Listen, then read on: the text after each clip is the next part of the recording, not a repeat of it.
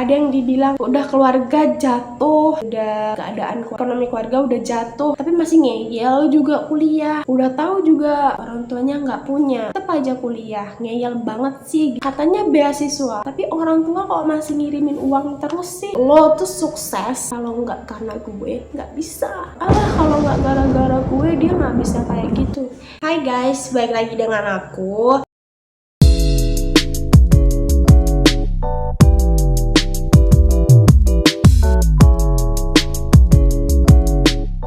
Oh, udah lama banget aku nggak buat video, udah lama banget aku nggak upload video. Dari video-video aku sebelumnya tuh random banget isi konten video yang ada di YouTube aku. Jadi mulai tahun 2022 ini aku udah ngeplan, udah banyak banget rules dan list-list yang bakal aku lakuin di 2022 ini. Dan aku harap kalian bisa jadi saksi untuk perjuangan aku. Aku bakal lebih produktif lagi untuk konsisten di dunia per-YouTubean dan perkontenan ini. Jadi banyak banget hal-hal yang pengen aku sampein saat ini dan kedepannya. Mulai dari apapun yang jadi pengalaman dalam hidup aku yang menurut aku relate dan bisa jadi satu inspirasi, motivasi, atau bisa jadi bahan pertimbangan buat teman-teman jika teman-teman menghadapi problematika atau masalah yang sama seperti yang aku pernah lalui atau pernah hadapi. Dan buat teman-teman semuanya, aku mohon banget dukungan kalian semuanya. Aku mohon untuk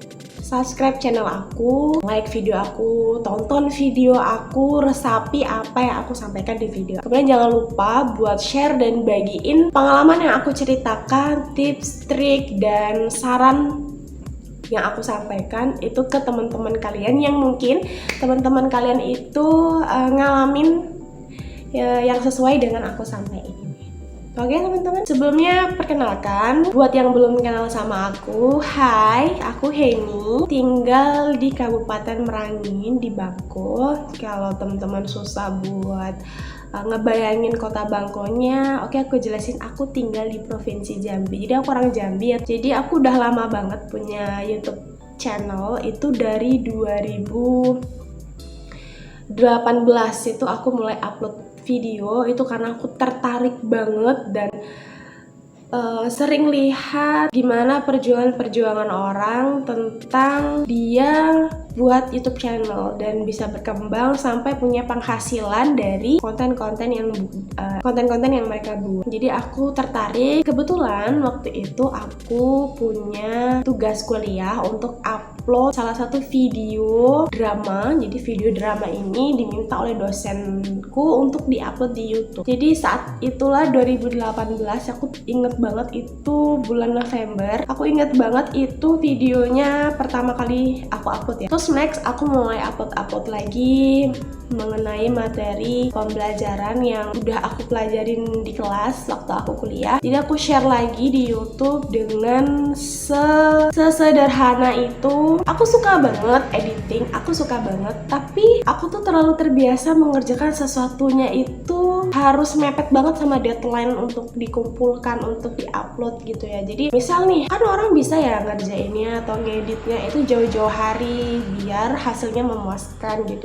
Tapi kalau aku enggak, aku itu bisa ngerjainnya tuh kebut semalam. Mending kalau hasilnya bagus. Ini hasilnya gak ada yang nonton guys, cuma 20 kali ditonton atau bahkan nggak nyampe 20 kali ditonton. Lu bayangin.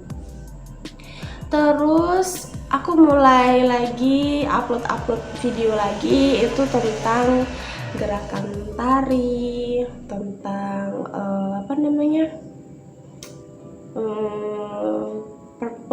penampilan musik aku. Waktu itu aku ada akustik di kampus, jadi ikut lomba akustik perwakilan kelas. Jadi lombanya itu antar kelas gitu ya guys. Jadi di situ aku bawain kelompok aku ya, tepatnya kelompok aku itu bawain 2 lagu. Jadi ada 2 lagu pop dan satu lagu pop dan satu lagi lagu daerah. Jadi lagu popnya itu waktu itu lagunya Inikah Cinta. Yes, Inikah Cinta. Jadi lagunya tuh Inikah Cinta. Terus yang kedua itu lagunya Rangkayo Hitam. Jadi kalau misalkan teman-teman dari Jambi pasti tahu dong lagu Rangkayo Hitam itu. bukan aku yang nyanyi ya guys, jadi aku waktu itu pegang alat musik kajon, jadi itu kayak sejenis gendang gitu ya, kita pukul gitu, tapi dia bentuknya tuh kayak apa namanya, kotak gitu, itu kita dudukin alat musiknya tapi sambil kita pukul. Itu pengalaman aku sih. Aku suka banget di dunia seni, aku suka banget. Aku suka tari, aku suka musik, aku suka gambar, aku suka lukis, aku suka buat kerajinan-kerajinan gitu. Dan apapun yang aku suka pasti aku seneng buat ngelakuinnya gitu. Jadi buat kalian semuanya, selagi itu jadi hobi kalian dan kalian seneng ngelakuinnya, enjoy aja buat ngelakuin. Jangan merasa memiliki beban atau penghalang saat kalian melakukan itu. Bisa kok kalian melakukan dengan cara kalian tanpa harus melihat orang itu melukis pakai alat lukis, pakai cat lukis yang wow gitu ya. Nggak harus guys, nggak harus gitu loh.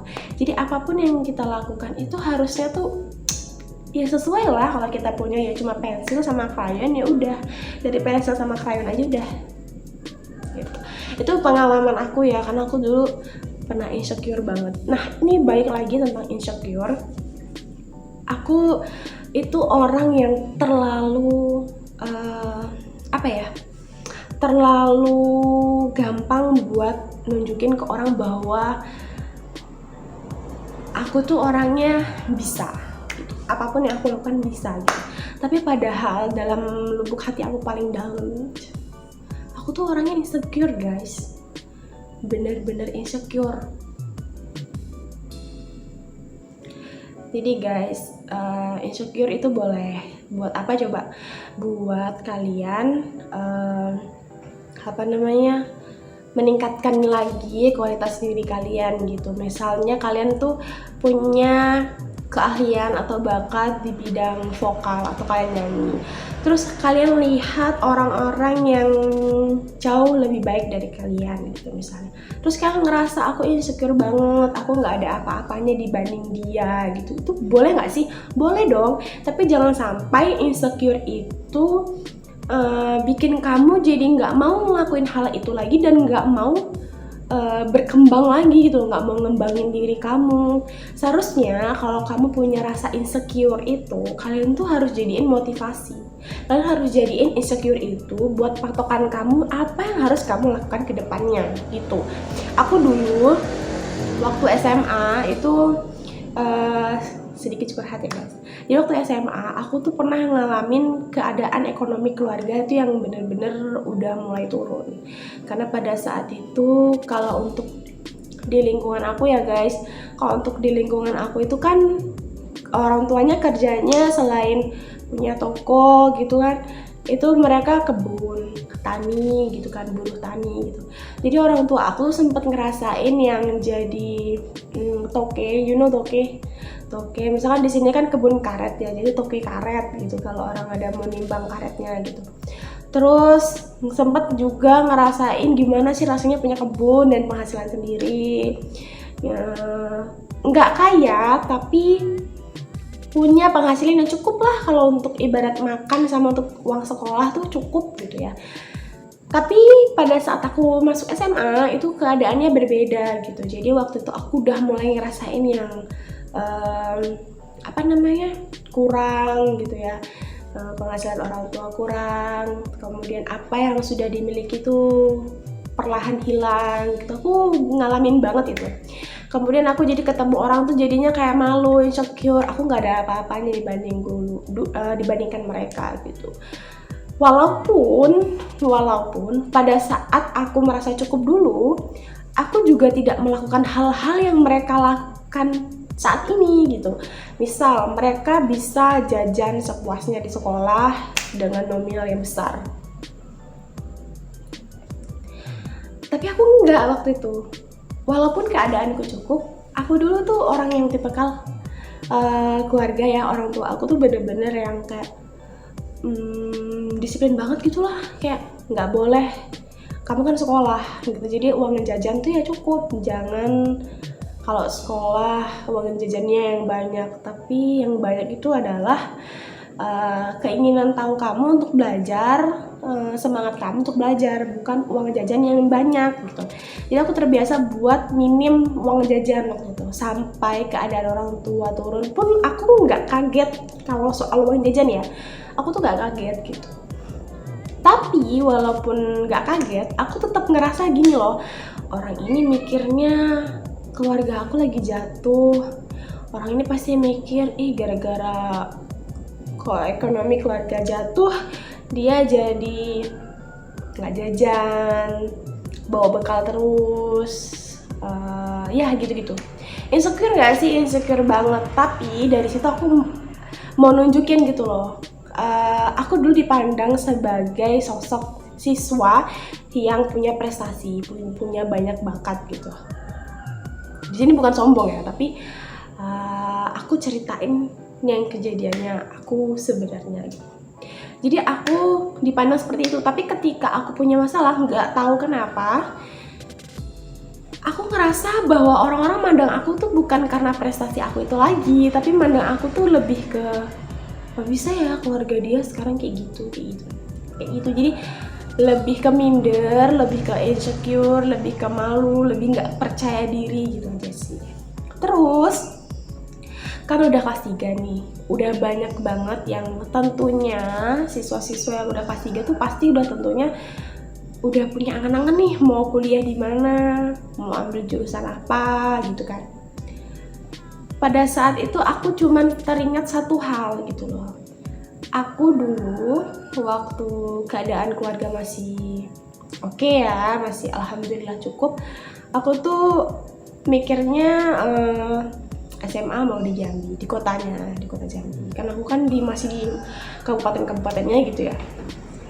Terus aku mau kuliah itu di Jogja. Ya. Cuman pada saat udah penentuan jurusan waktu itu aku ambil SNPTN ya guys. Waktu mau daftar SNPTN itu aku tergambar kira-kira orang tua setuju nggak ya gitu, orang tua keberatan nggak ya kalau aku ambil kuliah jauh gitu. Akhirnya setelah aku memutuskan untuk jangan daftar dulu, di samping teman-teman aku yang udah daftar, aku ketemu orang tua aku dan ngobrolin ini. Terus orang tua aku bilang kalau jangan kuliah dulu deh gitu, kamu berhenti dulu 1 tahun, nanti kalau udah terkumpul dananya, so kalau kamu mau kuliah silahkan gitu. Cuman pada saat itu mikirnya aku semangat loh sekarang. Aku takutnya ketika aku nanti udah berhenti setahun, udah capek sama dunia, aku yang nganggur ya saat itu, aku takutnya aku nggak ada lagi semangat untuk sekolah gitu, dan ya gitulah.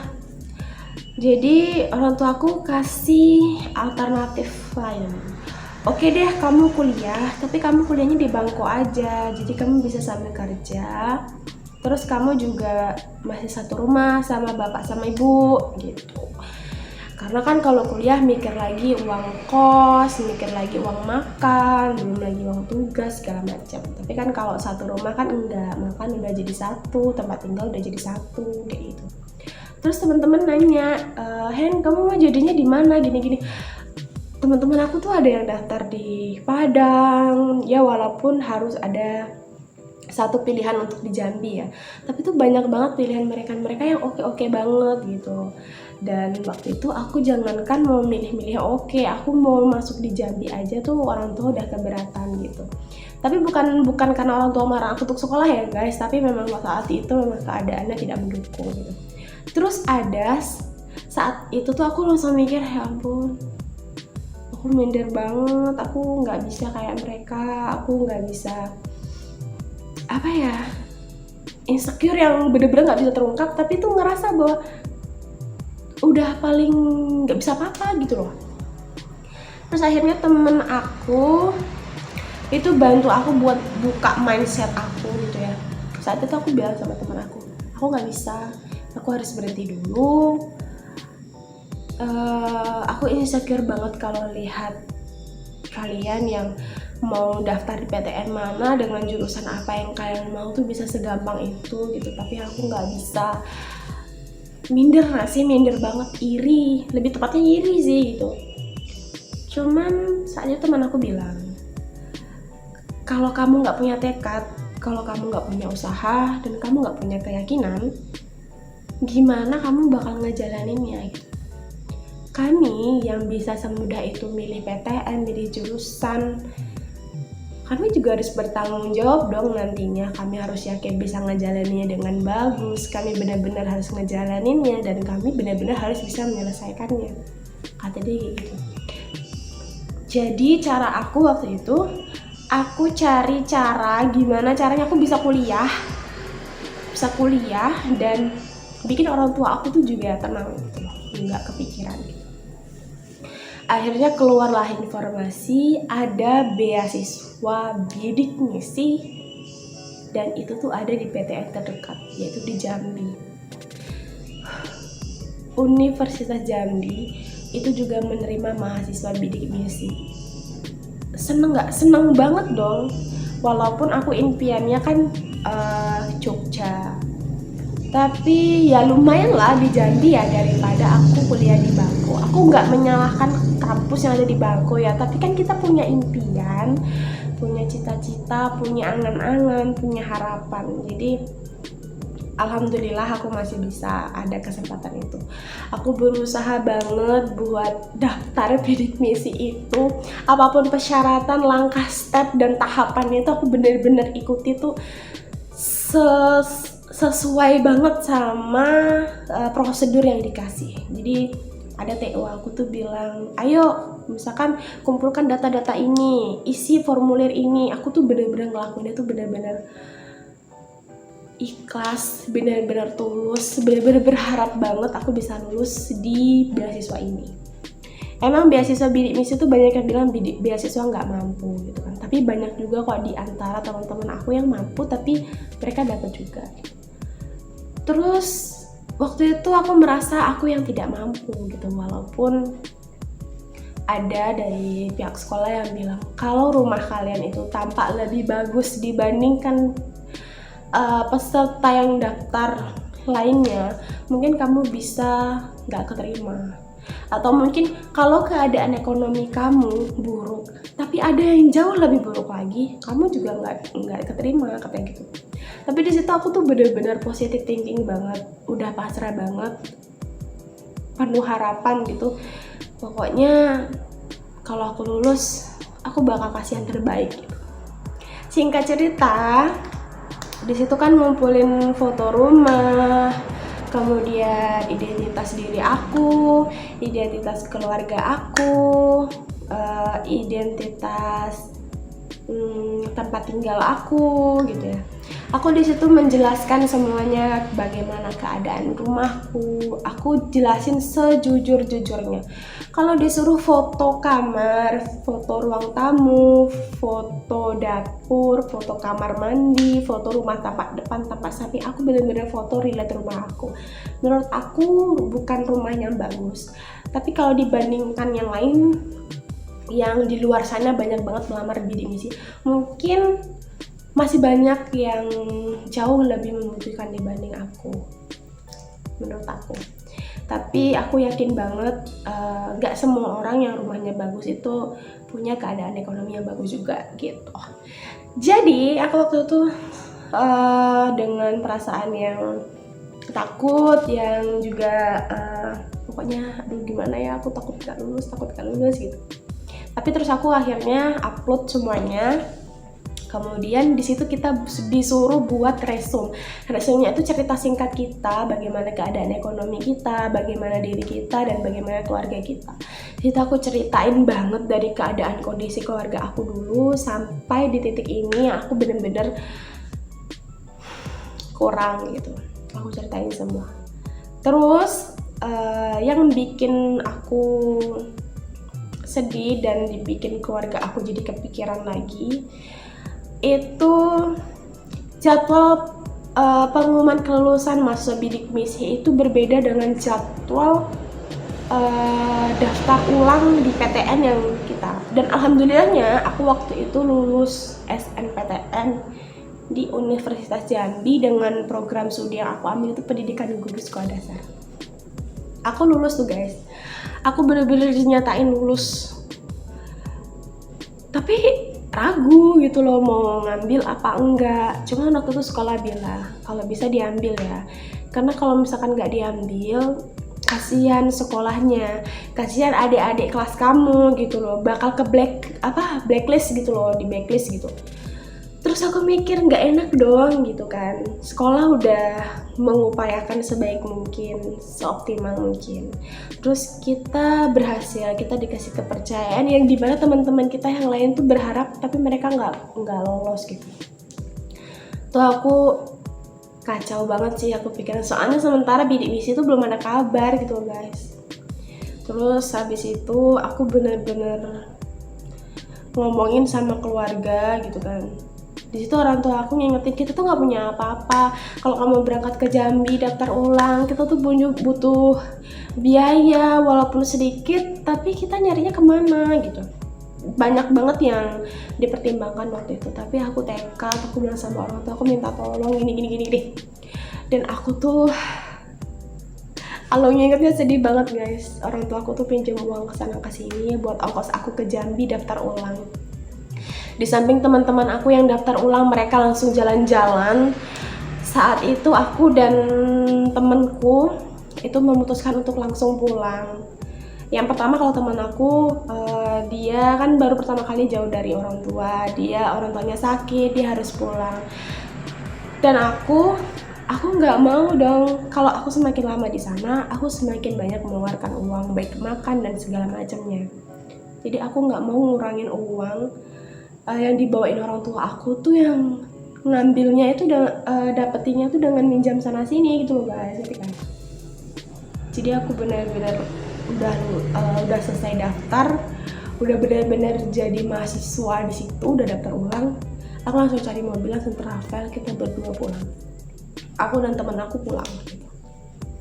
Terus gimana kabar bidik misinya gitu? Aku kuliah, aku baru dapet berapa pertemuan ya? Mungkin beberapa minggu, hampir 2 bulanan aku kuliah. Jujur aku di sana tuh masih insecure banget lihat teman-teman kuliah aku yang wow, punya HP. Dan aku nggak punya HP ya waktu itu. Aku punya HP BB. Waktu itu aku punya HP BB. Dan HP BB-nya itu waktu aku pergi ke kos temen aku yang tadi aku pulang tadi, itu tuh mati, tombolnya tuh bener-bener banyak yang mati. Terus HP aku tuh banyak passwordnya gitu loh, jadi nggak bisa terbuka dan terkunci. Aku nggak punya HP. Tapi pada saat itu aku punya HP gitu, tapi aku minder ya teman-teman aku. Apalagi kalau mereka mau ngumpul tugas lewat email, itu tuh aku harus nunggu mau minjem ke temen, dan kita harus tahu diri dong. Kita minjam ke temen, jadi kita nunggu yang punya HP itu selesai ngerjain tuntas kerjaan mereka, tugas-tugas mereka tuh harus tuntas, benar-benar tuntas, baru kita bisa minjem gitu loh kan. Yang mungkin lah mereka belum selesai, kita mau minjem gitu kan. Terus habis itu pengumuman mahasiswa penerima beasiswa bidik misi di Universitas Jambi angkatan 2017 ya aku guys. Jadi waktu itu benar-benar shock, benar-benar terpukul, benar-benar sedih, benar-benar takut ngecewain, karena benar aku berangkat kuliah itu uang kos dan segala macam tuh hasil uangnya aku nggak tahu orang tua aku tuh dapat uang itu dari mana, benar-benar nggak tahu. Jadi nama aku di sana nggak ada, otomatis aku dinyatakan tidak lolos. Itu aku sedih banget sih. Aku langsung kabarin orang tua, aku langsung bilang aku pulang. Bener loh, aku bilang aku pulang, aku berhenti aja lah kuliah gitu. Ya walaupun uang udah dikeluarkan bayar kos dan segala macam ya, tapi daripada dilanjutkan kan nanti semakin kesusahan gitu, jadi lebih baik berhenti dari sekarang gitu. Jadi ternyata ada pengumuman lagi bakal ada gelombang kedua. Jadi aku tuh langsung pergi ke Baksi di Universitas Jambi. Aku langsung ke sana. Aku langsung nemuin pihak yang ngurusin bidik misi ini. Dan aku ceritain, saya nggak lolos bu, keadaan orang tua saya seperti ini bu. Saya ambil SNPTN itu dengan harapan beasiswa ini bu, seperti ini gitu. Ditanya keluarga kamu, orang tuanya kerja apa, segala macam ditanya. Terus habis itu aku pulang dengan membawa kesedihan. Aku pulang ke kos tuh bener-bener sedih. Tapi aku tuh bisa gitu loh di depan orang tuh seakan-akan aku nggak punya beban, nggak punya masalah, dan nggak punya kesedihan gitu loh. Aku benar-benar biasa aja ya, sedih ya aku nggak lulus ya, aku nggak ini. Aku kayak gitu, tapi bukan yang sampai breakdown, sampai yang benar-benar ini gitu, nggak menunjukkan itu sih. Terus dikabarin kalau masih ada harapan untuk yang tidak lulus untuk lulus di gelombang kedua. Berharap lagi nggak? Berharap banget. Jadi aku berharap banget di situ aku lulus. Dan aku bilang ke orang tua kalau aku nggak lulus lagi, udah ini aku pulang, bilang gitu. Sampai akhirnya aku lulus. Dan itu pun aku nggak tahu kalau aku lulus. Beneran. Jadi teman sekos aku nih ya, aku satu kos tuh bertiga. Bener-bener satu kamar tuh bertiga, satu bedeng kos itu bertiga. Supaya apa? Supaya bayarnya murah. Aku tuh terus dikasih tahu, Henen kamu lulus katanya. Lulus apa gitu kan? Kamu lulus katanya. Terus aku lihat ternyata nama aku ada guys di format informasi kelulusan mahasiswa bidik misi angkatan 2017 di Universitas Jambi gelombang kedua. Itu bulan November 2017. Aku seneng banget, seseneng itu. Terus 2007 bulan Desembernya aku libur semester. Jadi waktu itu di bulan 11 itu aku udah pembuatan rekening, udah sosialisasi sama pihak UMJA dan bidik misi dan segala macamnya. Tapi memang setelah pembuatan rekening udah dikasih ATM ya segala macam, itu isinya masih kosong karena kan memang belum masa pencairan. Terus waktu itu bulan 12 aku inget banget itu libur semester, terus aku pulang tuh banyak banget di grup tuh notifikasi tuh cair gitu. Ternyata benar guys, cair. Itu jarak rumah aku ke pasar tempat aku cek itu tuh nggak jauh tapi juga nggak deket-deket amat lah. Kalau naik motor tuh 10 menitan sampai lah. Jadi aku cek dan bener cair. Di situ apa yang aku lakuin? Uang itu aku kembalikan ke orang tua aku. Karena apa? Aku berangkat ke Jambi tuh orang tua aku minjam loh. Dan aku nggak tahu mereka ngebalikinnya gimana. Jadi setelah pencairan pertama sampai pencairan seterusnya, aku bener-bener kasih ke orang tua aku. Mungkin aku tinggalin di rekening aku tuh ya 500.000 itu untuk jaga-jaga makanan dan tugas-tugas aku menjelang nanti orang tua aku ngirim ke aku. Karena kan uang yang aku kirim itu kan untuk ngebalikin uang yang udah dipinjam orang tua aku gitu. Di sini aku bukan curhat, bukan buka aib keluarga aku dan segala macam. Tapi banyak banget dari mereka di luar sana di sekitar aku yang menjudge aku kalau ada yang dibilang udah keluarga jatuh, udah keadaan ekonomi keluarga udah jatuh, tapi masih ngeyel juga kuliah. Udah tahu juga orang tuanya nggak punya, tapi tetap aja kuliah, ngeyel banget sih gini segala macam. Terus ada juga yang bilang katanya beasiswa, tapi orang tua kok masih ngirimin uang terus sih, masih pusing mikirin aduh kiriman uang Heni untuk makan belum segala macam. Banyak guys yang ngomong gitu. ini cerita insecure aku tadi ya. Sampai dimana aku tuh bener-bener, kenapa sih? Apa ya salahnya gitu? Toh aku juga mengupayakan kuliah aku ini, aku juga cari jalan keluarnya gitu.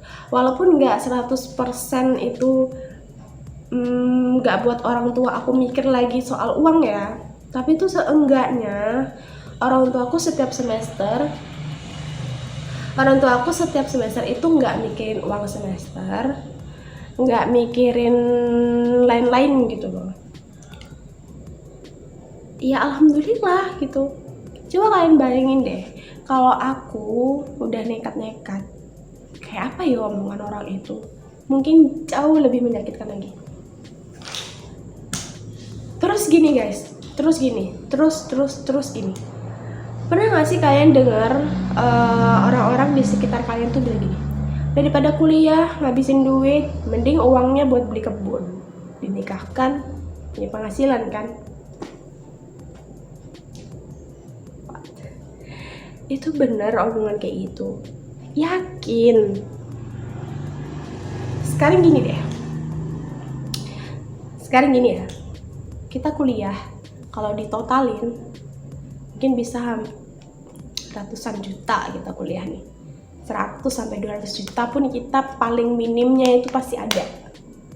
Tapi kalian bayangin dong, kita ngeluarnya itu bertahap. 6 bulan sekali kita bayar uang semesternya sekian juta, setiap bulannya kita dapat uang untuk makan dan uang pendidikan kayak fotokopi dan segala macamnya.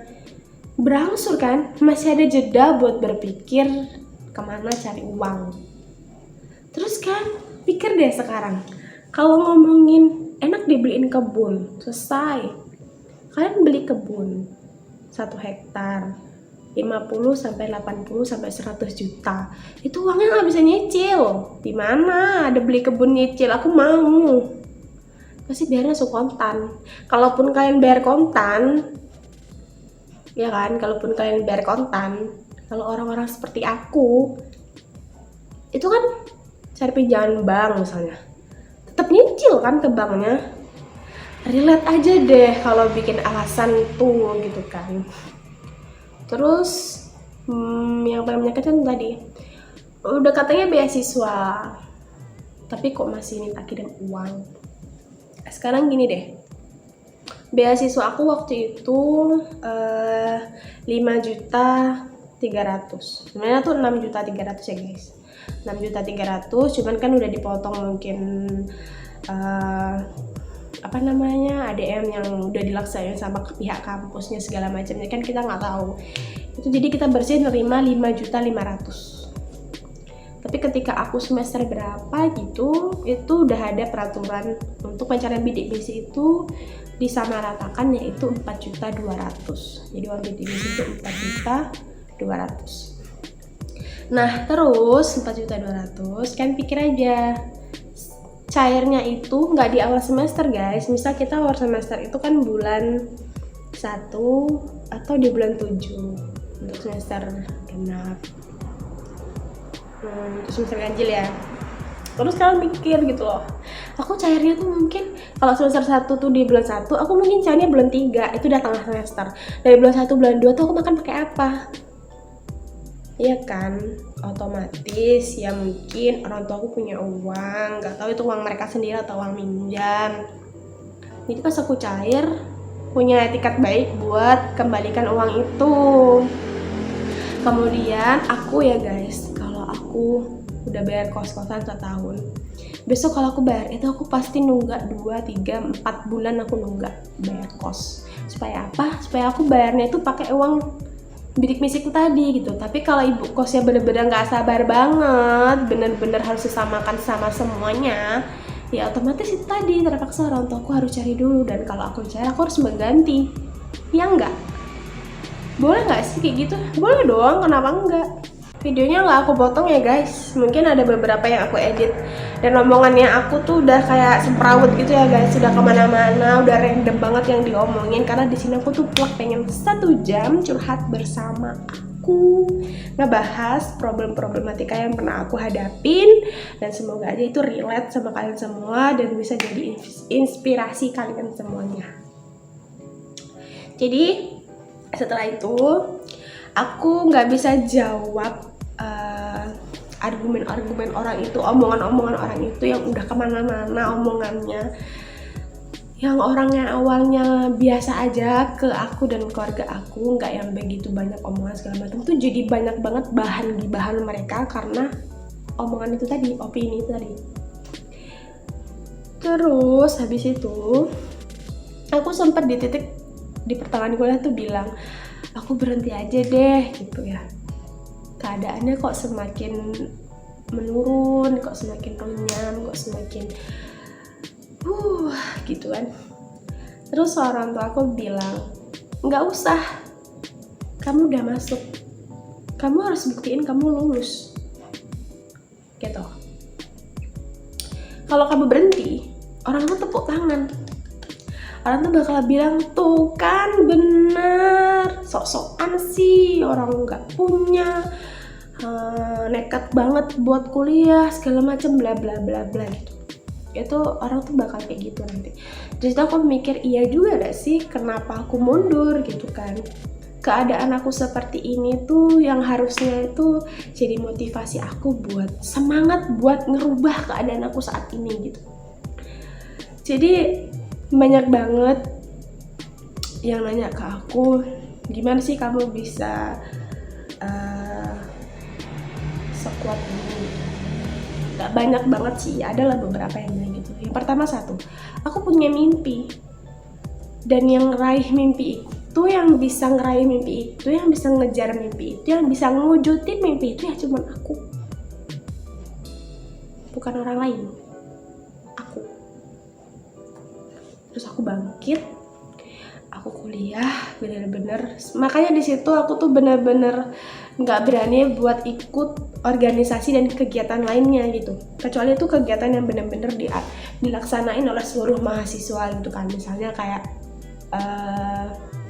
kalau di PGSD ku tuh ada gebiar. Jadi gebiar tuh mungkin kalau anak SMP SMA tuh kayak class meeting gitu ya, itu tuh setiap di awal semester ganjil kayak gitu. Aku ikut karena memang itu kegiatan kampus. Terus yang bener-bener aku tuh nggak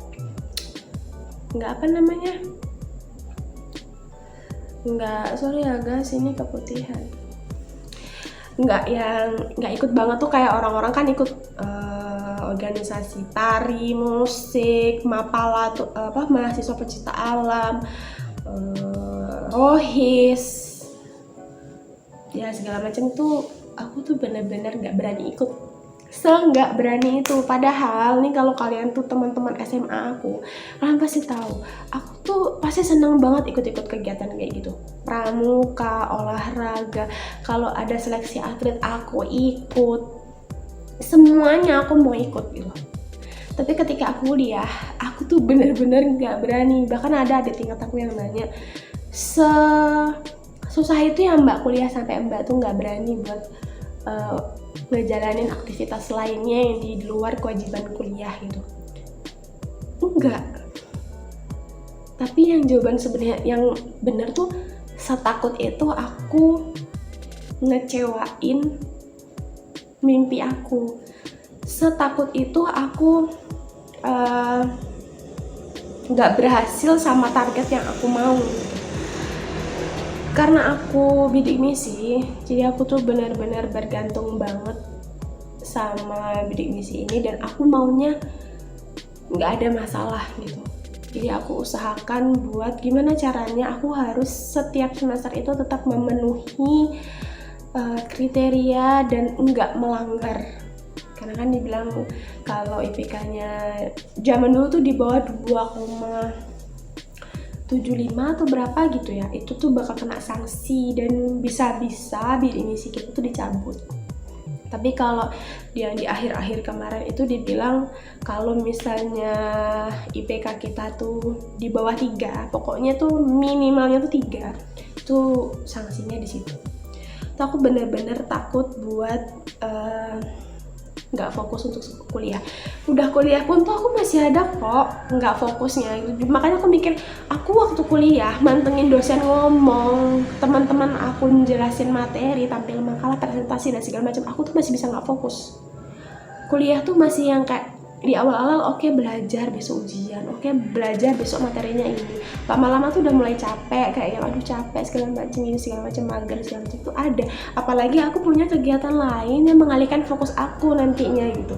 Mungkin bisa. Apa sih yang nggak bisa kalau kita nggak coba gitu. Cuman rasa takut aku tuh mengalahkan semuanya gitu loh guys, karena dari awal tuh perjuangan aku tuh udah susah. Aku nggak mau berakhir gitu aja gitu. Dan sampai akhirnya masuk semester 7, di semester 6-nya aku harus pulang karena keadaan COVID yang harus PPKM. Semua proses pembelajaran itu dilakukan secara online. Jadi aku pulang dan aku tinggal di kontrakan. Aku waktu itu udah tinggal di kontrakan. Rumah aku udah move, maksudnya yang tinggal itu udah ditempatin orang lain karena udah dijual. Untuk kenapa dijual dan segala macamnya aku nggak bisa cerita, tapi yang jelas bukan karena kuliah aku, perlu digarisbawahi, bukan karena kuliah aku sampai orang tuaku harus jual rumah. Gila kali ya, aku kuliah tuh sampai berapa sih? Coba kalau aku kedokteran mungkin, aku tuh cuman kuliah di dunia pendidikan yang nggak seberapa juga sebenarnya. Nggak mungkin kan aku sampai jual rumah gara-gara itu. Jadi aku nggak bisa cerita kenapa, tapi yang jelas aku nggak buat orang tua aku jual rumah gara-gara kuliah aku, tapi memang karena ada masalah lainnya gitu. Terus aku pulang, aku lanjutin kuliah aku, tari segala macam aku tuh lanjutin di rumah. Tari aku bener-bener, aku tuh dulu kurus guys, nggak ada muka aku tuh setembem ini, nggak ada. Sempet ada yang nanya kayak gini, kenapa sih nggak mau nikah aja gitu. Gini guys, kalau orang belum kepengen, mau diapain juga tetap nggak bisa gitu loh. Aku tuh cuman maunya gini satu, aku tuh kuliah susah, sekarang udah lulus, aku harus kerja, aku harus bisa ngasilin sesuatu yang bisa jadi bukti aku atas keberhasilan aku gitu loh. Satu, misalnya bantu orang tua, itu udah jelas, mau kita mau udah nikah, udah punya anak dan segala macam itu bantu orang tua tetap. Tapi aku punya wish, aku punya keinginan buat push keluarga aku, buat ngebalikin apa yang sebelumnya mereka punya dan sekarang hilang. Aku pengen, dan itu kan nggak semudah itu guys gitu loh. Jadi aku dan pasanganku juga dari keluarga yang tidak mampu, jadi punya keinginan yang sama, yaitu nggak mau egois dulu untuk kebahagiaan diri sendiri. Itu jawabannya. Terus di semester 7 itu kan kuliah masih online, tapi aku mentekadkan diri aku untuk aku nyusun skripsinya di sana aja gitu. Aku nyusun skripsi di sana karena kebetulan tempat aku PLP itu kalau zaman dulu KKN PLP itu di SD sana gitu, di SD yang dekat sama kampus aku. Jadi kan mau nggak mau aku harus di sana. Jadi aku kejar kebut, yang selalu jadi motivasi aku itu ya aku harus lulus sesuai target aku.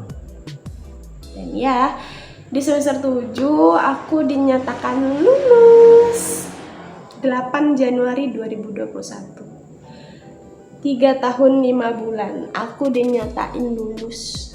Senang nggak? Senang banget. Tapi itu belum bisa jadi bahan buat orang tepuk tangan atas keberhasilan aku, bukan tepuk tangan atas kegagalan aku ya. Aku tunggu prosesnya sampai aku wisuda. Aku puasa udah di rumah, puasa berapa hari ya? Aku lupa puasa berapa hari, yang jelas itu puasa ya. 24 April 2021 itu puasa. Orang tua aku kan tinggal di dalam kebun di Teran. Jadi di sana mereka, aku telepon, Pak, Bu, pulang ya, aku wisuda gitu. Karena waktu itu wisudanya online gitu. Pak, Bu, pulang ya, aku wisuda gitu. Terus aku pulang, mereka pulang gitu kan. Mereka pulang untuk menyaksikan wisuda aku. Sedih gak sih wisuda online? Sedih banget guys, sedih banget. Ini tuh nggak kayak yang di kampus-kampus yang di Jawa ya. Kalau di Jawa kan kita kayak Zoom, terus kalau wisuda tuh nanti orang tua kita yang balikin tali toga kita, kemudian salam ke rektor dan sebagainya gitu kan. Itu masih ada aktivitas yang dilakukan gitu. Tapi kalau ini enggak, kita cuma nonton streaming YouTube dari kampus kita, terus lihat nama kita tuh kayak sweat gitu, ganti-ganti dari A, B sampai namaku gitu. Jadi orang tua aku jauh-jauh dari kebun sana duduk di samping kanan kiri aku untuk menyaksikan, nunggu momen nama aku tuh lewat gitu. Sebenarnya tuh di reply pun bisa gitu kan ya, nunggu momen aku lewat. Akhirnya di sana pecah tangis. Ya kalau bapak aku sih nggak yang nangis ya, karena dia tuh orangnya cuek. Walaupun dia sesedih apapun dia tidak menunjukkannya gitu. Tapi ibu aku tuh nangis, peluk aku, aduh masih inget aku. Ibu aku tuh nangis peluk aku, dia bilang terima kasih. Aku tuh sebagai anak tuh agak canggung ya kalau orang tua bilang makasih, karena buat apa sih kalau aku bilang makasih oke gitu, tapi kalau orang tua buat bilang makasih sama aku tuh aduh, yang aku lakukan tuh belum seberapa besar yang kamu lakukan ke aku, Bu, gitu ya. Tapi ya itu, orang tua aku bilang makasih ya, sambil peluk aku tuh bilang, Mbak, makasih ya udah bantu mama, bantu ibu, buktiin ke semua orang kamu bisa menyelesaikan kuliah kamu gitu. Dari situ pecah tangisnya dan aku bahagia banget. Katanya maaf ya nggak sesuai target. Dulu sempet tuh ada omongan bisa kalau lulus kita pergi ke Jambi ya, kita foto-foto, nanti mama bawain kado, nanti ibu bawain kado sama bapak gitu. Cuman kan keadaan nggak sesuai kan, COVID. Selain COVID juga keadaan ekonomi juga belum bisa gitu. Tapi aku bahagia banget guys. Dari situ aku berhasil untuk ngebangkitin insecure aku itu jadi hal yang harus aku kejar gitu. Aku nggak bisa kuliah waktu itu. Aku minder, teman-teman aku bisa kuliah. Aku insecure banget, aku orang miskin, dia nggak bisa kuliah, nggak bisa ngelakuin apa-apa kayak teman-teman aku. Terus aku harus termotivasi supaya aku bisa ngelakuin hal itu yang nggak bisa aku lakuin. Salah satunya apa tadi? Aku cari beasiswa gitu. Jadi itu cerita singkat aku ya guys. Maaf ini tuh kontennya, videonya tuh random banget. Kayak semuanya aku ceritain ya, sampai curhat pribadi aku ceritain. Tapi yang jelas di video kali ini tuh aku bener-bener mau ngasih tahu ke kalian semuanya. Apalagi ini kan udah bentar lagi tuh udah masuk semester genap. Kayak yang SMA, kayak kelas 3 udah harus bener-bener mematangkan, udah harus punya gambaran mau kemana, ngambil jurusan apa, harus mikir lagi aku harus lulus dengan nilai yang bagus gitu kan, udah banyak banget yang dipikirin. Terus yang kuliah, yang semester genap untuk semester akhir itu udah mikir skripsi dan mikir yang lainnya. Jangan menyerah guys gitu. Kalau kalian menyerah sama masalah yang kalian hadapi sekarang, gimana kalian bisa ngadepin masalah yang akan datang lagi? Karena yakin banget, kalian tuh harus yakin bahwa masalah yang kalian hadapi itu bukan hanya hari ini, tapi esok, nanti, dan selamanya tuh bakal banyak banget masalah, problem yang datang ke kalian. Memang banyak yang bilang, lo tuh sukses kalau nggak karena gue nggak bisa gitu. Emang banyak yang bilang kayak gitu kan. Di lingkungan kalian tuh pasti banyak yang kalau kalian mencapai sesuatu pasti ada orang yang kemudian jadi gapuranya kalian bilang ke orang-orang, alah kalau nggak gara-gara gue dia nggak bisa kayak gitu. Banyak kayak gitu dan aku pun juga. Tapi aku berterima kasih banget buat orang-orang yang ada dalam hidupku selama ini yang ikut serta untuk keberhasilan aku. Ya aku terima kasih banget. Tapi ingat ya guys, walaupun sebesar apapun dukungan, bantuan dari lingkungan kalian, kalau misalkan kalian itu nggak mau, nggak ngejalannya dengan bagus, nggak ngejar, itu percuma guys gitu. Satu hal yang aku sampaikan lagi buat kalian, kesuksesan itu milik setiap orang, kesuksesan itu milik semua orang, dan cara sukses orang berbeda. Kalau kamu punya satu mimpi, punya rencana untuk mencapainya, lakukan. Kalau gagal, cari jalan lain. Kalau kamu sadar kamu nggak bisa, kamu harus cari jalan supaya kamu bisa, bukan terus mundur. Nggak penting kamu siapa, tapi yang terpenting kamu berhak untuk sukses. Kamu berhak buat dapetin apa yang kamu mau, dan kamu berhak untuk bahagia atas dan kamu berhak bahagia atas ketercapaianmu yang kamu punya. Itu sih dari aku. Terus ada juga yang bilang, Kak gimana sih caranya lulus 3,5 tahun kuliah gitu. Mungkin aku bakal bahas detailnya di video next ya, di next video yang akan aku buat gitu ya. Terus ada juga yang bilang, aku tuh pengen kuliah ini tapi orang tua aku tuh nggak mendukung, dan orang tua aku tuh juga banyak banget diiming-imingin oleh tetangga-tetangga aku, ngapain sih kuliah kayak gitu dan segala macam gitu. Sempat aku bilang sama dia, kamu mau jadi apa, kamu mau kerja di mana, kamu kuliahnya apa, ya cuman kamu yang tahu dan ngerasain nantinya gitu. Misal orang tua mungkin menginginkan yang terbaik, tapi orang tua tidak merasakan apa yang kita rasakan gitu. Misalnya aku pengen jadi guru gitu kan, tapi waktu itu matematika. Terus orang tua aku bilang jadi guru SD aja gitu. Aku menerima karena apa? Profesinya masih tetap guru, cuman tempat bekerjanya saja yang berbeda. Aku menerima, tapi itu dipertimbangkan lagi, kira-kira aku mampu, mau, dan suka nggak gitu. Satu lagi ya, kalau kalian ngejalanin sesuatu dengan seneng, dengan bahagia, pasti enjoy kok, pasti enak gitu. Jadi tetap semuanya tuh harus dipikirkan, tetap semuanya itu harus dipertimbangkan, tetap semuanya itu harus dipikirkan mateng-mateng. Kira-kira aku kalau ngambil ini larinya nanti kemana, kira-kira nanti peluang kerjanya banyak atau enggak, kira-kira aku ngejalanin sekolahnya itu gampang nggak, nanti aku keberatan nggak, sesuai dengan passion aku nggak gitu. Terus lagi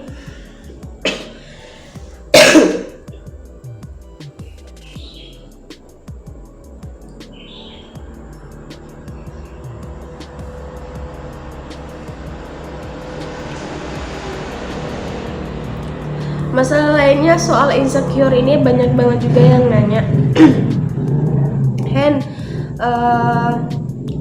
aku tuh gimana ya, aku tuh mau kuliah tapi tuh aku disuruhnya nikah aja gitu. Iri lihat kalian itu didukung buat kuliah, sedangkan aku enggak gitu. Itu balik ke kalian lagi sih, gimana kalian meyakinkan orang tua kalian. Soalnya segimanapun keinginan orang tua, mereka juga bakal nurut kok sama keinginan anaknya gitu. Dan sama itu tadi, di samping kamu insecure sama masalah kamu, ada juga orang yang insecure sama keberhasilan kamu gitu. Jadi aku mungkin insecure sama keadaan ekonomi aku. Dan di luar sana banyak yang bilang sama aku, beruntung ya jadi kamu yang punya keluarga yang support sama apa yang kamu lakukan, apa yang kamu kejar. Terus Beruntung ya kamu bisa melakukan apapun itu karena memang passion dan potensi kamu tuh di sana banget gitu. Banyak. Makanya kita tuh nggak boleh terlalu jadi insecure itu tuh buat alasan kita untuk nggak maju gitu loh. Justru insecure kita itu harus jadi alat kita buat maju. Karena kita nggak bisa, makanya kita, maaf ya guys, banyak banget suara motor. Rumah aku di pinggir jalan, jadi kalau ada motor lewat ngeng gitu langsung. Tadi sampai mana ya? Insecure.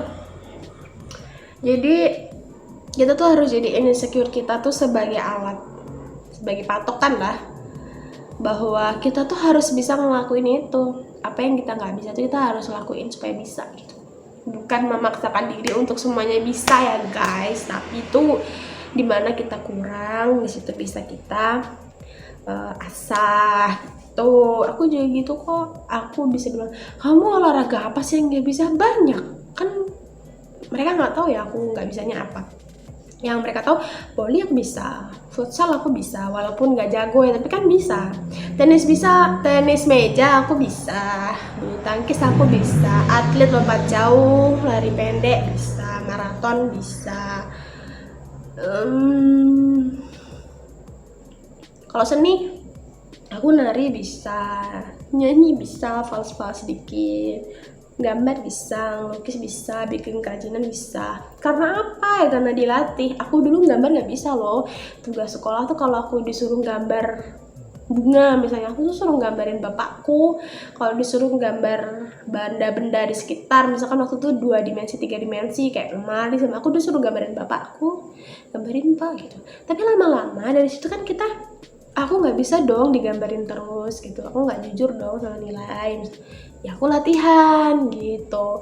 Nari juga aku dulu waktu SD nyanyi ya, nari ya ampun, kayak patah-patahnya tuh memalukan gitu kan.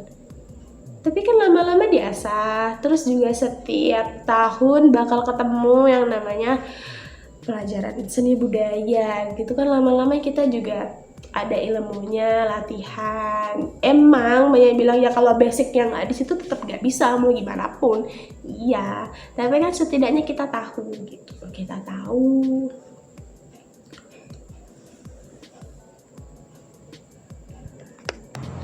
Dulu kan ini ada juga yang bilang ngerasa nggak sih lingkungan di sekitar kamu tuh kembali mendukung kamu ketika mulai melihat keberhasilan kamu gitu. Jawaban aku merasa, tapi nggak yang aku peduliin banget gitu. Aku bodo amat banget karena nggak penting gitu loh. Kita butuh apresiasi dari orang, tapi bukan apresiasi yang kalau lo nggak bisa, sekarang lo bisa ya, nggak gitu. Maksudnya tuh ngerti lah, apresiasi yang membangun gitu kan. Dulu banyak banget yang nyinyirin aku, yang aku bilang tadi kayak lo tuh udah miskin, ngeyel banget sih mau kuliah gitu. Lo tuh udah beasiswa tapi masih minta edit orang tua gitu kan. Mereka nggak tahu apa, gue sebulan tuh paling cuma habis 200. Gue nggak pernah punya uang jajan. Uang aku 200 tuh ya udah aku belanjain sayur, cabai segala macam, terus aku sisihin buat fotokopi, biar fotokopi makalah segala macam. Nggak pernah aku jajan. Paling kalau di rumah tuh udah sayur nggak ada atau sayur ada, tapi kepingin lah aku makan di kantin sama teman-teman aku keluarin uangnya gitu. Aku tuh kuliah, ya itulah, banyak lah yang nyirin. Kadang tuh kuliah tuh mikirnya tuh bukan materi perkuliahan doang, tapi tuh mikirin kehidupan aku di rumah yang sebenarnya tuh yang banyak banget orang gak dukung aku, banyak banget orang yang nyinyirin aku, banyak banget orang yang pengen jatuhin mental, pengen jatuhin mimpi-mimpi aku, pengen jatuhin semangat aku, tuh banyak banget. Tapi ketika pas aku lulus ya banyak banget juga yang mulai care sama aku, yang dulu tuh nanyain masih kuliah, tapi tuh yang kayak gimana sih, kamu masih kuliah ya, begitu-gitu loh. Ngerti gak sih kalau orang tuh nanya-nanya kayak gitu tapi tuh niatnya tuh buat ngina gitu, tau gak sih? itu banyak banget. Tapi kalau sekarang bilang, wih sekarang udah lulus ya, kerja di mana gitu, kerja di sini gitu misalnya, wih ya ampun anakku loh nggak mau dia sekolah gini-gini, padahal dia dulu yang bilang ngapain sih sekolah ngeyel banget sih gini-gini gitu, padahal banyak banget yang kayak gitu. Jadi kalau ditanya banyak nggak sih orang yang sekarang peduli, padahal dulu yang nggak banyak banget. Tapi aku nggak terlalu seneng sih cuman gara-gara itu gitu, aku biasa aja, nggak gimana gitu. Tapi memang benar sih mereka tuh jadi lebih care gitu sama pencapaian aku gitu, bener sih. Tapi masih ada juga orang yang saat ini aku udah lulus udah kerja tuh ada omongan kayak gitu tuh, yang jelek-jelek tuh masih ada juga. Bahkan yang ngalamin tuh bukan aku aja, mungkin orang di luar sana juga gitu.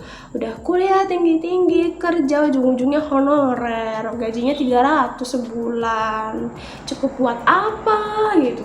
Banyak banget yang ngomong kayak gitu. Sedih nggak? Sedih, tapi kan sesuai kenyataan juga, jadi mau gimana gitu, ya udah diem aja. Terus apa lagi ya, udahlah kayaknya udah itu aja ya yang aku omongin. Pokoknya intinya satu, nggak penting kamu siapa, keadaanmu bagaimana, kesulitan kamu seperti apa, yang terpenting tuh satu, kamu tuh berhak buat sukses, kamu berhak buat bahagia atas pencapaian kamu berhak buat meraih apa yang kamu mau, kamu berhak buat ngejar mimpi yang kamu mau. That's right. Jadi semangat buat kalian yang sekarang lagi ngejar mimpi. Aku pun sendiri masih punya banyak banget mimpi yang harus aku kejar. Dan terima kasih guys sudah dengerin aku 1 jam ini. Next aku bakal bikin video 1 jam lagi, cuman harus benar-benar topik yang kalau ngobrol itu bisa panjang ya guys. See you the next my video ya guys. Bye bye.